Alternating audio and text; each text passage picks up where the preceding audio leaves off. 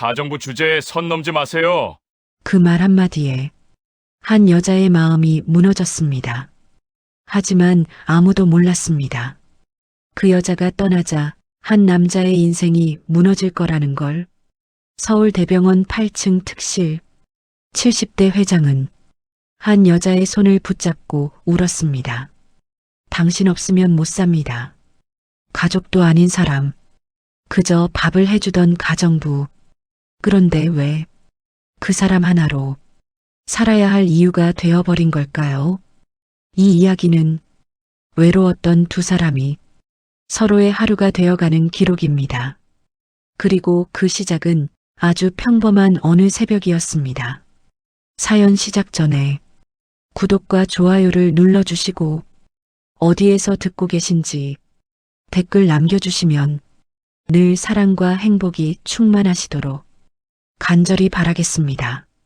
새벽 5시 30분 알람이 울리기 전에 김정희는 눈을 떴습니다. 55년을 살면서 몸에 밴 습관이었습니다. 좁은 원룸 창문으로 희미한 새벽빛이 스며들고 있었습니다. 정희는 침대에서 일어나 작은 화장대 앞에 앉았습니다. 거울 속 자신의 얼굴을 가만히 들여다보았습니다. 눈가의 주름, 힘없이 처진 입꼬리. 언제부터 이렇게 늙었을까요? 오늘부터 새집이네. 정희는 혼잣말을 하며 옷장에서 깔끔한 블라우스와 검정 바지를 꺼냈습니다. 가정부 일을 시작한 지 3년. 여러 집을 거쳤지만 오늘부터 가는 곳은 남달랐습니다. VIP 고객님이세요. 수도권 외곽의 큰 저택이고 혼자 사시는 분이에요. 파견업체 팀장의 말이 귓가에 맴돌았습니다. 조용히 일만 잘하시면 돼요. 이 일 잘하면 정희 씨 앞으로도 쭉 좋은 자리만 소개해 드릴게요. 정희는 간단히 세수를 하고 머리를 단정하게 묶었습니다. 화장은 하지 않았습니다. 어차피 청소하고 요리하다 보면 다 지워질 테니까요. 오전 7시 정희는 버스를 2번 갈아타고 외곽으로 향했습니다. 고급 주택가가 나타나기 시작했습니다. 높은 담장, 잘 정돈된 정원. 이곳 사람들은 다른 세상에 사는 것 같았습니다. 여기가 맞나? 정희는 주소를 확인하며 큰 철문 앞에 섰습니다. 인터폰을 누르자 잠시 후 문이 소리 없이 열렸습니다. 저택은 상상 이상이었습니다. 2층 건물의 넓은 정원. 하지만 이상하게도 집 전체가 조용했습니다. 새소리조차 들리지 않을 만큼 고요했습니다. 현관문을 열고 들어서자 한기가 느껴졌습니다. 난방은 켜져 있는데도 왠지 차가웠습니다. 들어오셨습니까? 낮고 침착한 남자 목소리가 들렸습니다. 거실 소파에 한 남자가 앉아 있었습니다. 70대 초반으로 보이는 그는 깔끔한 셔츠에 조끼를 입고 있었습니다. 은발에 안경을 쓴 모습이 품이 있어 보였습니다. 안녕하세요. 오늘부터 일하게 된 김정희입니다. 정희는 허리를 깊이 숙여 인사했습니다. 이도연입니다. 앞으로 잘 부탁합니다. 회장은 일어나지도 않고 고개만 살짝 끄덕였습니다. 표정 하나 변하지 않는 얼굴이었습니다. 업체에서 들으셨겠지만 저는 혼자 삽니다. 집안일 전반을 맡아주시면 됩니다. 네, 알겠습니다. 방은 2층 끝방입니다. 짐 정리하시고 오후부터 시작하시면 됩니다. 정희는 가방을 들고 2층으로 올라갔습니다. 긴 복도를 지나 끝방 문을 열었습니다. 작지만 깨끗한 방이었습니다. 침대, 책상, 옷장, 필요한 것은 다 있었습니다. 하지만 역시나 차갑고 무미건조했습니다. 정희는 창문을 열었습니다. 정원이 내려다 보였습니다. 잘 가꿔진 나무들, 잔디. 그런데 왠지 생기가 없어 보였습니다. 이 집은 왜 이렇게 조용할까? 정희는 창문을 닫고 짐을 정리하기 시작했습니다. 오후 2시 정희는 앞치마를 두르고 집안을 살폈습니다. 거실, 주방, 서재, 침실 모든 곳이 깔끔했습니다. 먼지 하나 없었습니다. 이전 가정부가 일을 정말 잘했나 보네. 하지만 뭔가 이상했습니다. 너무 깔끔했습니다. 마치 사람이 살지 않는 것처럼 느껴졌습니다. 정희는 주방으로 갔습니다. 냉장고를 열어보니 간단한 반찬 몇 개와 우유, 과일만 있었습니다. 제대로 드시는 걸까? 거실로 돌아오니 회장은 여전히 소파에 앉아 책을 읽고 있었습니다. 회장님, 저녁은 몇 시에 드시나요? 6시쯤 간단하게 먹습니다. 어떤 음식을 좋아하세요? 아무거나 괜찮습니다. 회장은 책에서 눈을 떼지 않고 대답했습니다. 정희는 더 묻지 않고 주방으로 돌아갔습니다. 냉장고에 있는 재료로 된장찌개와 나물 몇 가지를 만들었습니다. 오후 6시 정희는 식탁에 밥상을 차렸습니다. 따뜻한 밥, 된장찌개, 시금치나물, 두부조림. 회장님, 식사 준비됐습니다. 회장은 책을 덮고 식탁으로 왔습니다. 의자에 앉아 밥상을 내려다보았습니다. 정희는 긴장했습니다. 첫날이니 입맛에 맞아야 할 텐데 회장은 숟가락을 들어 된장찌개를 한 입 떴습니다. 그리고 잠시 멈췄습니다. 아무 말이 없었습니다. 정희는 불안했습니다. 회장은 계속 밥을 먹었습니다. 말없이, 표정 변화 없이. 10분 후 회장은 숟가락을 내려놓았습니다. 잘 먹었습니다. 입맛에 맞으셨나요? 네. 그게 전부였습니다. 회장은 자리에서 일어나 서재로 들어갔습니다. 정희는 밥상을 치우며 한숨을 쉬었습니다. 이 집에서 버틸 수 있을까? 밤 10시 정희는 방에 돌아와 침대에 누웠습니다. 몸은 피곤하지 않았습니다. 오늘은 별로 한 일이 없었으니까요. 하지만 마음이 무거웠습니다. 3년 전 남편과 이혼하고 혼자가 되었을 때도 이렇게 외로웠습니다. 아니, 그때보다 더 외로운 것 같았습니다. 이 집에는 사람이 둘이나 있는데 왜 이렇게 적막할까요? 정희는 천장을 바라보며 생각했습니다. 그냥 일이야 일. 감정 이입하지 말자. 하지만 이상하게도 1층 서재에 혼자 앉아있을 회장의 뒷모습이 자꾸 떠올랐습니다. 그는 왜 이렇게 혼자일까요? 가족은 없는 걸까요? 정희는 눈을 감았습니다. 내일부터 제대로 일을 시작해야 했습니다. 이 조용한 집에서 말없는 사람과 함께 일주일이 지났습니다. 정희는 매일 같은 루틴으로 하루를 보냈습니다. 아침 7시에 일어나 아침 식사 준비, 청소, 빨래, 점심 준비, 정원 정리, 저녁 준비. 회장은 여전히 말이 없었습니다. 잘 먹었습니다. 외에는 거의 말을 하지 않았습니다. 하지만 정희는 조금씩 회장을 관찰하게 되었습니다. 회장은 매일 아침 6시에 일어나 정원을 산책했습니다. 30분 정도 혼자서 말없이. 식사는 정확히 아침 7시 30분, 점심 12시, 저녁 6시였습니다. 식사 후에는 서재로 가서 책을 읽거나 서류를 보았습니다. 밤 10시면 2층 침실로 올라갔습니다. 규칙적이고 조용하고 외로운 일상이었습니다. 어느 날 아침 정희는 아침상을 차리다가 문득 생각했습니다. 매일 된장찌개, 김치찌개만 해드렸네. 정희는 냉장고를 열고 재료를 확인했습니다. 그리고 결심했습니다. 오늘은 다르게 해보자. 정희는 시장에 다녀와 신선한 재료를 샀습니다. 갈치, 애호박, 감자, 고등어. 저녁 6시 식탁에는 갈치조림이 올라왔습니다. 구수한 무와 얼큰한 양념이 어우러진 갈치조림이었습니다. 회장은 평소처럼 식탁에 앉았습니다. 그리고 갈치조림을 보며 잠시 멈췄습니다. 정희는 떨렸습니다. 혹시 안 드시는 건 아닐까요? 회장은 젓가락을 들어 갈치를 한 점 떴습니다. 입에 넣고 천천히 씹었습니다. 그리고 처음으로 표정이 살짝 변했습니다. 맛있습니다. 정희는 귀를 의심했습니다. 네, 갈치조림. 오랜만입니다. 회장의 목소리에 작은 온기가 섞여 있었습니다. 아, 네. 다행이네요. 정희는 얼떨결에 대답했습니다. 회장은 계속 밥을 먹었습니다. 평소보다 조금 더 많이 먹었습니다.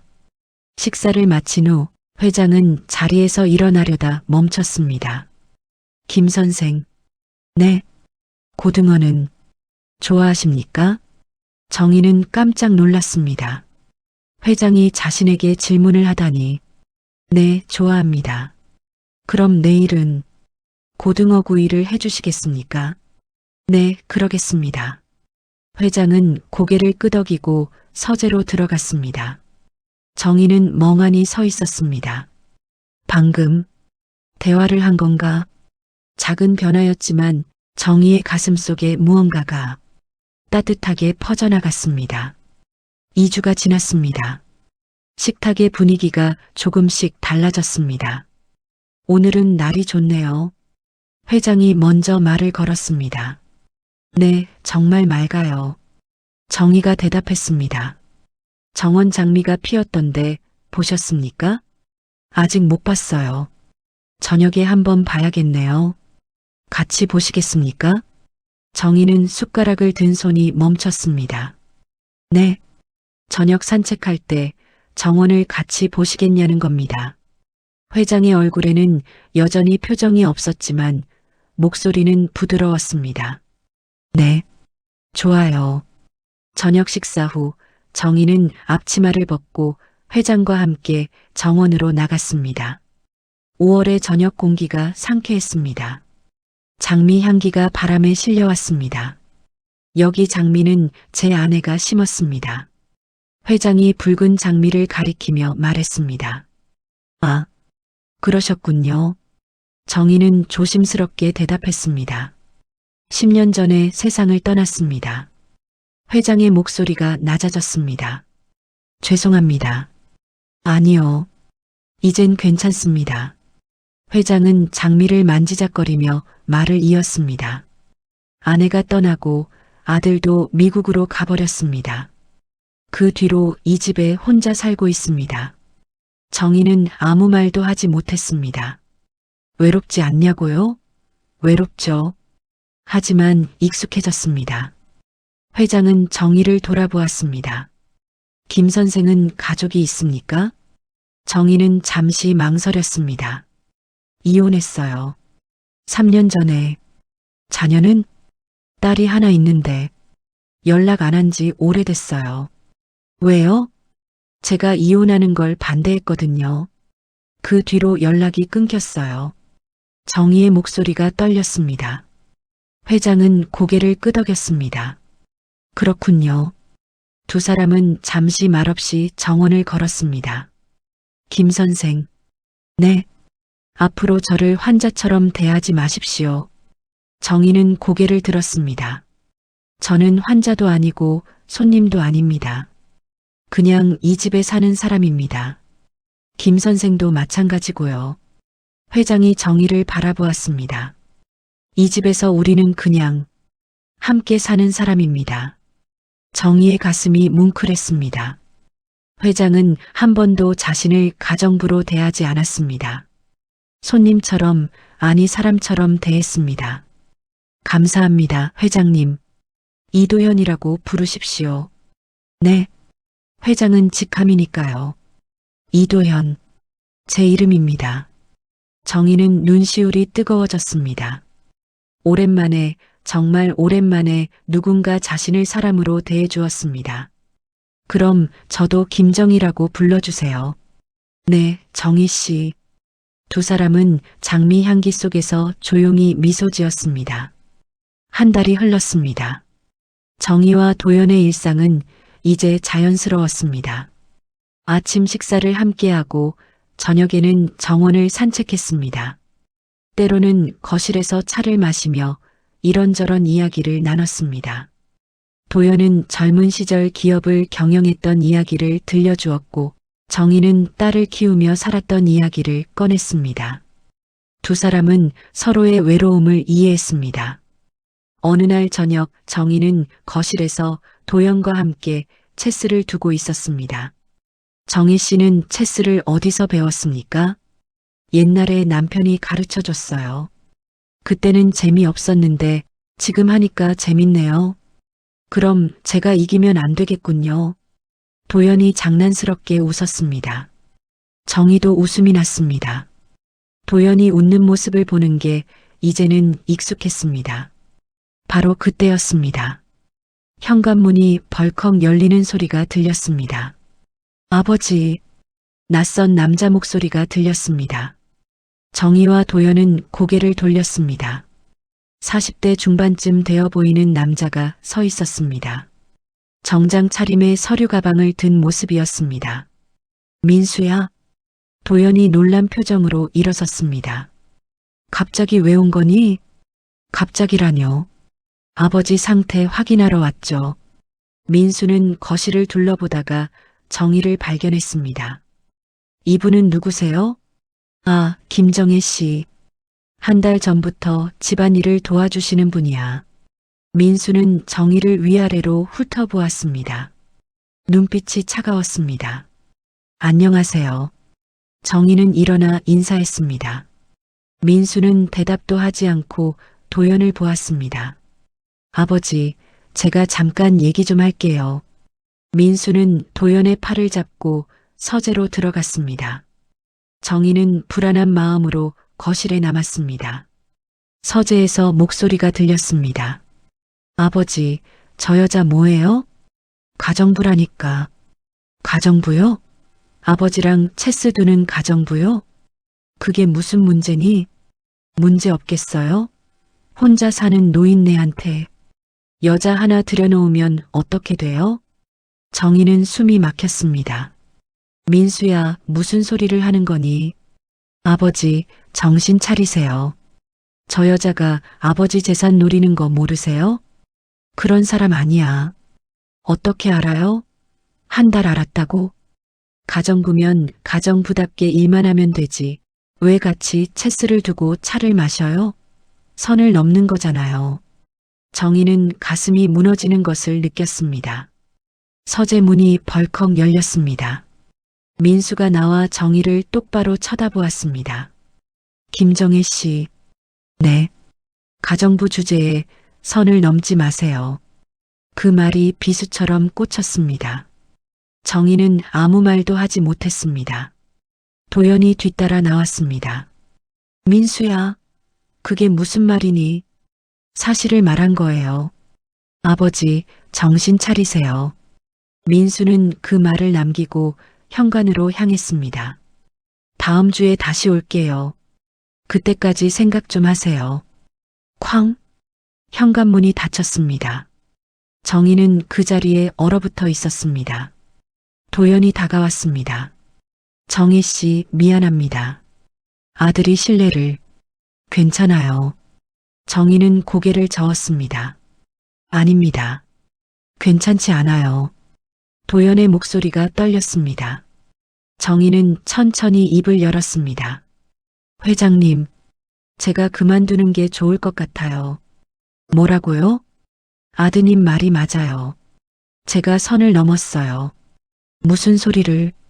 가정부가 고용주랑 체스를 두고 함께 산책하고 차를 마시면 안 되죠. 정희의 눈에 눈물이 고였습니다. 저는 그냥 외롭지 않아서 좋았어요. 하지만 그게 잘못이었네요. 정희 씨, 내일부터 업체에 연락해서 다른 분을 보내달라고 할게요. 정희는 돌아서서 계단을 올라갔습니다. 도연은 그 뒷모습을 바라보며 주먹을 꽉 쥐었습니다. 다음 날 아침 정희는 짐을 쌌습니다. 많지 않았습니다. 옷 몇 벌, 세면도구, 그게 전부였습니다. 정희는 도연을 피했습니다. 아침 식사도 차려놓고 방에 있었습니다. 오전 10시 정희는 가방을 들고 1층으로 내려왔습니다. 도연은 거실 소파에 앉아 정희를 기다리고 있었습니다. 정희 씨, 회장님, 그동안 감사했습니다. 가지 마십시오. 정희는 고개를 저었습니다. 가야 해요. 왜요? 아드님 말이 맞아요. 저는 선을 넘었어요. 도연이 한 발짝 다가왔습니다. 그게 무슨 선입니까? 함께 밥 먹고 산책하고 이야기 나누는 게 선을 넘는 겁니까? 회장님과 저는 다른 사람이에요. 뭐가 다릅니까? 전 가정부고 회장님은 고용주예요. 그게 다입니까? 도연의 목소리가 떨렸습니다. 그럼 지난 한 달은 뭡니까? 우리가 나눈 이야기들, 함께 웃었던 시간들, 그게 다 가정부와 고용주였습니까? 정희는 대답하지 못했습니다. 저는 아니었습니다. 도연이 정희의 눈을 똑바로 바라보았습니다. 저는 정혜 씨를 가정부로 본 적이 없습니다. 함께 사는 사람이었습니다. 외로움을 나누는 사람이었습니다. 정희의 눈에서 눈물이 떨어졌습니다. 하지만 세상 사람들은 그렇게 안 봐요. 세상이 뭐가 중요합니까? 중요해요. 회장님은 모르세요. 사람들이 뭐라고 할지. 정희가 목소리를 높였습니다. 50대 여자가 70대 남자 집에 들어가 산다고 하면 사람들이 뭐라고 하겠어요? 도연은 잠시 침묵했습니다. 그리고 천천히 입을 열었습니다. 좋습니다. 그렇게 하십시오. 정희는 고개를 들었습니다. 네. 세상이 그렇게 중요하시다면 가십시오. 도연이 돌아섰습니다. 하지만 한 가지만 기억하십시오. 당신이 떠나면 이 집은 다시 텅 빕니다. 도연의 목소리가 갈라졌습니다. 정희는 숨이 턱 막혔습니다. 도연은 더 이상 말하지 않고 서재로 들어가 문을 닫았습니다. 정희는 한참을 그 자리에 서 있었습니다. 그리고 천천히 현관문을 열고 나갔습니다. 철문이 닫히는 소리와 함께 정희의 눈에서 눈물이 주르륵 흘러내렸습니다. 일주일이 지났습니다. 정희는 파견업체에서 소개해준 다른 집에서 일하고 있었습니다. 하지만 마음이 편치 않았습니다. 밤마다 도연의 얼굴이 떠올랐습니다. 제대로 드시고 있을까? 혼자서 괜찮으실까? 어느 날 저녁 정희의 휴대폰이 울렸습니다. 모르는 번호였습니다. 여보세요? 김정희 선생님? 낯선 남자 목소리였습니다. 네, 그런데요. 저는 이민수입니다. 이도연 회장의 아들입니다. 정희는 숨이 턱 막혔습니다. 아, 네. 혹시 지금 시간 괜찮으세요? 급한 일이 있어서요. 무슨 일인데요? 전화 너머로 민수의 한숨이 들렸습니다. 아버지가 병원에 계십니다. 정희는 휴대폰을 떨어뜨릴 뻔했습니다. 네, 무슨 일이세요? 김 선생님이 떠나신 후로 아버지가 식음을 전폐하셨어요. 일주일 동안 거의 아무것도 안 드셨습니다. 정희의 눈에서 눈물이 쏟아졌습니다. 그래서 제가 어제 방문했는데 쓰러져 계셨어요. 급하게 병원으로 모셨습니다. 지금은 괜찮으세요? 몸이 많이 약해지셨어요. 의사 말로는 생존 의지가 없으신 것 같다고. 민수의 목소리가 떨렸습니다. 김 선생님, 제발 한 번만 와주실 수 있으세요? 아버지가 선생님을 찾고 계십니다. 정희는 더 이상 참을 수 없었습니다. 지금 어느 병원이세요? 서울대병원 8층 특실입니다. 지금 갑니다. 정희는 전화를 끊고 뛰쳐나갔습니다. 택시를 잡아타고 병원으로 향했습니다. 30분 후 정희는 병실 앞에 섰습니다. 문을 열고 들어가니 도연이 침대에 누워 있었습니다. 창백한 얼굴, 야윈 몸. 일주일 사이에 이렇게 변할 수 있을까요? 회장님, 정희의 목소리에 도연이 눈을 떴습니다. 정희 씨? 네, 저예요. 정희는 침대 옆으로 다가가 도연의 손을 잡았습니다. 도연의 눈에서 눈물이 흘렀습니다. 왔습니까? 네, 왔어요. 미안해요. 제가 미안해요. 정희도 울었습니다. 와줘서 고맙습니다. 회장님, 왜 이러세요? 왜 밥을 안 드세요? 당신이 없으니 먹고 싶지 않았습니다. 도연이 정희의 손을 꽉 잡았습니다. 정희 씨가 차려준 밥이 아니면 의미가 없었습니다. 정희는 울음을 참지 못했습니다.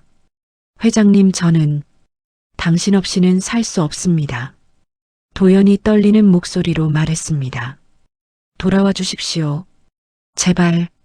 정희는 도연의 손을 두 손으로 감쌌습니다. 네, 돌아갈게요. 다시는 안 떠날게요. 정말입니까?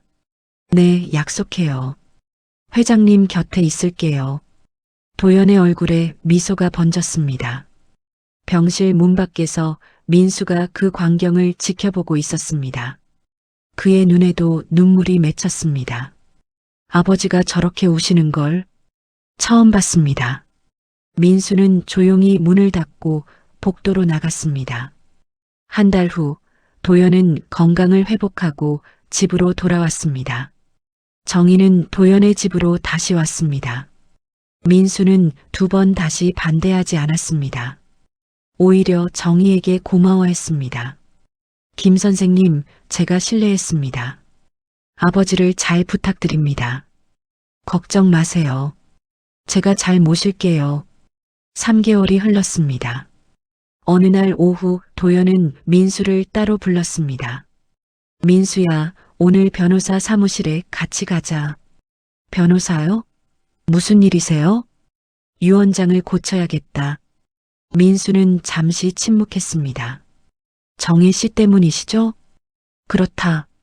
도연이 고개를 끄덕였습니다. 나는 이제 70이 넘었다. 언제 어떻게 될지 모른다. 내가 먼저 가면 정희 씨는 어떻게 되겠니? 혼자 남을 사람이다. 가족도 없고 기댈 곳도 없다. 최소한의 노후 대책은 마련해줘야 한다. 민수는 아버지의 눈을 바라보았습니다. 진심이 담겨 있었습니다. 알겠습니다. 제가 준비하겠습니다. 이틀 후 도연과 민수는 변호사 사무실을 찾았습니다.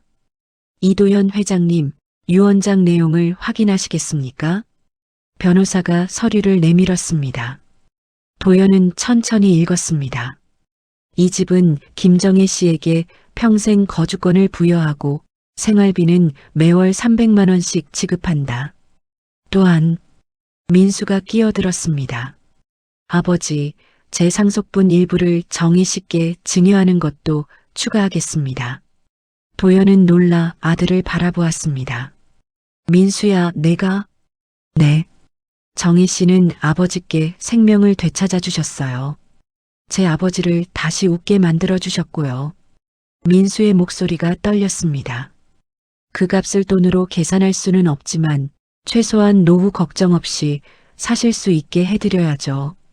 도연은 아들의 손을 꽉 잡았습니다. 고맙다, 민수야. 일주일 후 도연은 정희를 서재로 불렀습니다. 정희 씨, 앉으십시오. 무슨 일이세요? 정희는 긴장한 표정으로 앉았습니다. 도연은 서류 봉투를 꺼내 정희에게 건넸습니다. 이게 뭐예요? 열어보십시오. 정희는 봉투를 열었습니다. 서류를 읽던 정희의 얼굴이 창백해졌습니다. 이건 제 유언장입니다. 회장님, 이건 너무... 정희는 서류를 도연에게 돌려주려 했습니다. 도연이 정희의 손을 잡았습니다. 정희 씨, 제 말 끝까지 들으십시오. 하지만 이렇게까지 하실 필요는 필요합니다. 도연이 단호하게 말했습니다. 저는 언젠가 먼저 갑니다. 그건 당연한 일입니다. 하지만 당신은 혼자 남습니다. 정희의 눈에 눈물이 고였습니다. 당신에게는 기댈 가족도 없고 돌아갈 집도 없습니다. 제가 어떻게 그냥 두고 갈 수 있겠습니까? 회장님, 이건 보답이 아닙니다. 책임입니다. 도연이 정희의 손을 꽉 잡았습니다. 당신은 저에게 남은 인생을 주었습니다. 저도 당신의 남은 인생을 책임져야 합니다. 정희는 울음을 터뜨렸습니다. 하지만 저는 그냥 제 마음이 원해서 한 일이에요. 대가를 바란 적 없어요. 압니다. 그래서 더 드리고 싶은 겁니다. 도연이 정희의 눈물을 닦아주었습니다. 정희 씨, 거절하지 마십시오. 이건 제 마지막 부탁입니다. 정희는 한참을 울었습니다. 그리고 천천히 고개를 끄덕였습니다. 감사합니다, 회장님. 정말 감사합니다. 아닙니다. 감사한 건 저입니다. 두 사람은 오랫동안 손을 잡고 있었습니다. 서재 밖에서 민수가 그 모습을 조용히 지켜보았습니다. 그의 입가에 미소가 번졌습니다. 아버지, 행복하세요. 그것만으로 충분합니다. 어느 날 저녁 정희와 도연은 정원 벤치에 나란히 앉아 석양을 바라보고 있었습니다. 정희 씨, 네, 행복합니까? 정희가 미소 지었습니다. 네, 행복해요. 저도 그렇습니다.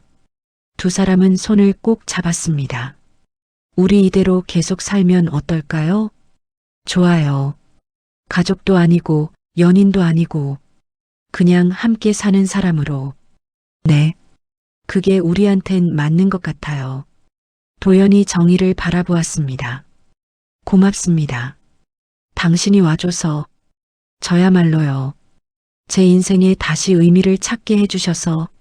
석양이 두 사람을 따뜻하게 비추고 있었습니다.